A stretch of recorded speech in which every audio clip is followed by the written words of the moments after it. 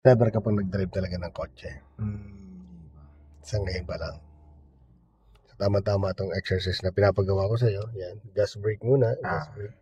Then, pag nakuha mo na yan, gas brake, at gumagaan na yung paa mo, sa manibela naman tayo. Okay. Then, after makuha mo na yung manibela na yan, so, pwede tayo mag-stop and go para naman sa muscle memory. Okay. Then, okay.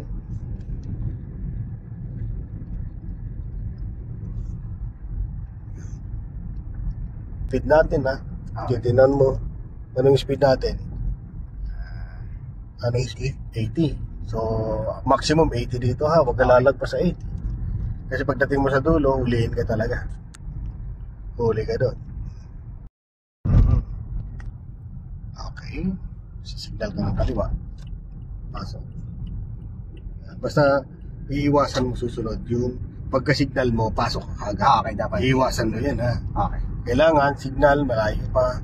Signal muna, then tingin sa mirror. Okay. Slow down, naabutan mo na sa unahan.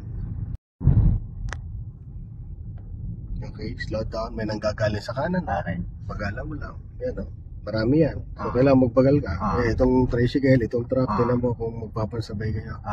Kasi hindi kayo pwedeng magsabay sa isang lane. Okay. No? Magpamarapit lang kayo, magbabanggaan lang kayo. Kung ikaw ay nauna at gusto niya mauna, di pa unahin mo. Okay. No, para sa inyong dalawa. Okay? So, silip sa kanan din. Titignan mo yung mga galaw ng mga galing sa kanan. Tapos, same time, nakapokus ka dyan. Sulyap, mabilisan sulyap lang. Okay.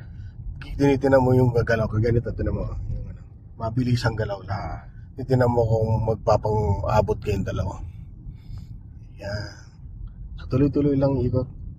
Mamaya, pag okay na yan, mas di ka na mahirapan mag-change ang lane.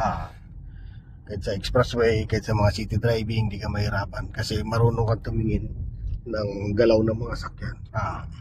Yan ang sikreto lang yan. Slow down ka, yan ang sunahan mo puti, papasok yan. Nakita mo? Kung mabilis ka, abutan mo siya.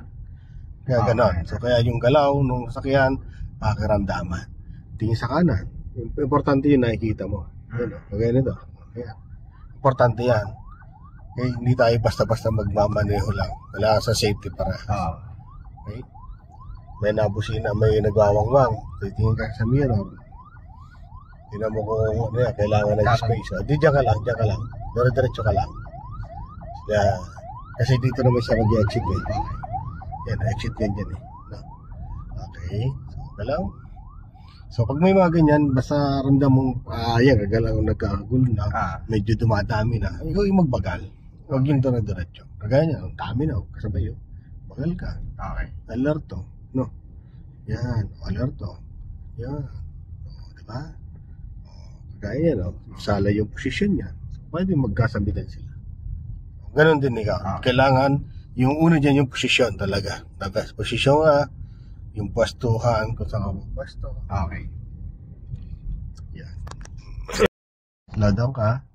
Tingin mo sa kanan, may sa kaliwa, may sakyan. Tingnan mo kung lagpas sa mirror. Todo. O, tingin dito. Okay, stop.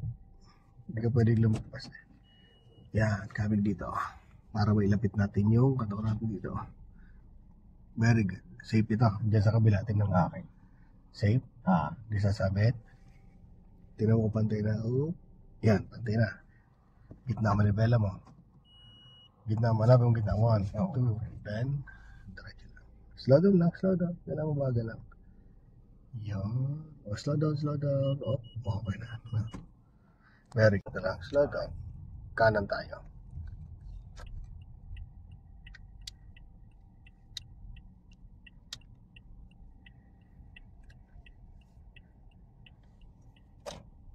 Yeah, very good. Okay, diretso lang. Dulo. Tingnan natin kung saan tayo, kaliwa o kanan. Pero kita ko pwede tayo sa kaliwa, sa dulo.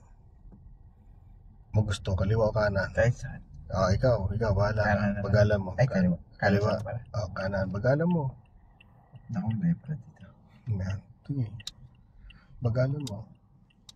Yan. Basta titignan mo dyan kung malapit ka na doon. Tapos dito kung malapit ka na. O, layan mo to. Yan. Go. O, layan mo naman yan. Huwag ka matakot sa mga masikip. Kayang-kaya mo na yan.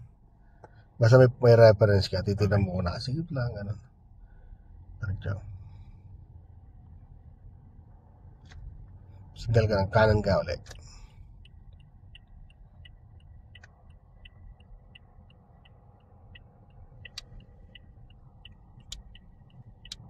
Oo, nadikit dito. Napansin mo yun? Medyo madikit. No? Malapit yun. Diretso.